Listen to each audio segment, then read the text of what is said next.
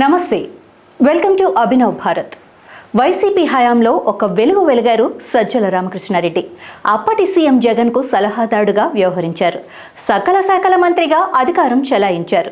ఏ శాఖలోనైనా ఎక్కడైనా మాట్లాడే స్వేచ్ఛను జగన్ సజ్జలకిచ్చారు.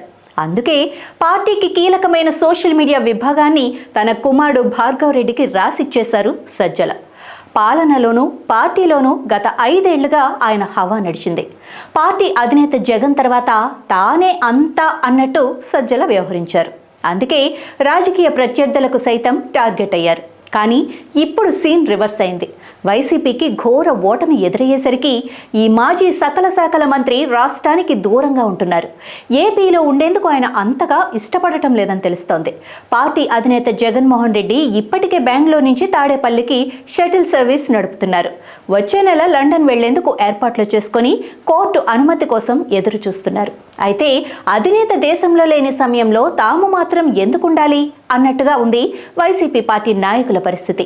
అందుకే విజయసాయిరెడ్డి సైతం ఓ 2 నెలల పాటు యూరప్ ట్రిప్ వెళ్లాలని భావిస్తున్నారు. ఆయన కూడా అనుమతి కోసం న్యాయస్థానానికి దరఖాస్తు చేసుకున్నారు. అయితే వీళ్ళిద్దరి ప్రయాణాలను అడ్డుకోవాలని సిబిఐ ప్రయత్నాలు చేస్తోంది. వీరికి అనుమతి ఇవ్వద్దంటూ ఇప్పటికే సిబిఐ తరపు న్యాయవాది కోర్టులో తమ వాదన వినిపించారు.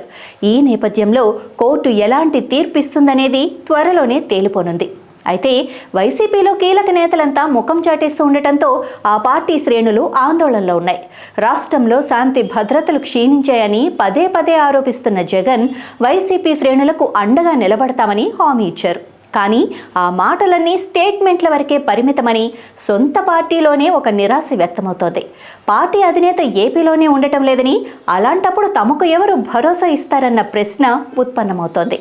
పార్టీ అధికారంలో ఉన్నప్పుడు అంతా సజ్జల రామకృష్ణారెడ్డి కథ నడిపించారు. కానీ ఆయన తీరుతోనే పార్టీకి నష్టం జరిగిందని ఎన్నికల ఫలితాల తర్వాత ఆ పార్టీ నేతలే బాహాటంగా చెప్పడంతో కావాలనే సజ్జల దూరంగా జరిగిపోయినట్లు తెలుస్తోంది.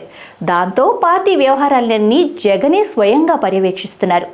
అప్పుడప్పుడు పార్టీ సమావేశాలకు హాజరవుతున్న సజ్జల రామకృష్ణారెడ్డి ఏదో వచ్చామా వెళ్ళామా అన్నట్టుగా వ్యవహరిస్తున్నారు తప్ప ఎలాంటి చొరవ చూపటం లేదు. గతంలో మాదిరిగా ఏ విషయంలోనూ లీడ్ తీసుకోవటం లేదు. ఇంకా చెప్పాలి అంటే ప్రస్తుతం సజ్జల తాడేపల్లి కంటే హైదరాబాద్లోనే ఎక్కువగా ఉంటున్నారు. సభలు సమావేశాలకు తప్ప అంతకు మించి ఎక్కడా కనిపించడం లేదు. తనపై ఆరోపణలు చేశారన్న అవమాన భారంతోనే ఆయన తాడేపల్లికి దూరంగా ఉంటున్నట్లు తెలుస్తోంది. మరోవైపు కేసుల భయం కూడా ఆయన వెంటాడుతున్న మాట వాస్తవం. ఇటు పార్టీలో నేతలకు తనపై నమ్మకం లేకపోవటం, అటు కేసుల భయం వెరసి సజ్జల కావాలని హైదరాబాద్కి పరిమితమవుతున్నారని రాజకీయ వర్గాల్లో చర్చ నడుస్తోంది. నాయకులారా, మీ పనితనం మీ అధినాయకులకు తెలియజేయాలనుకుంటున్నారు. ప్రజలారా, మీ సమస్యలను మీ నాయకులకు తెలియజేయాలనుకుంటున్నారు. ప్రజా సమస్యల పరిష్కార వేదిక మీ అభినవ్ భారత్.